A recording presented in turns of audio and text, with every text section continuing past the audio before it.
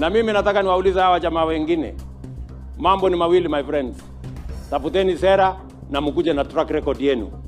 Huwezi kusema kwamba umekuwa uongozi miaka 50, you have nothing to show for it. Wewe ni kumangamanga tu hapa unapigiwa makofi, ati ile kazi kubwa imefanyika ni wewe kupigiwa makofi. You have nothing to show for many years. So every leader, we have all had an opportunity to lead in this country.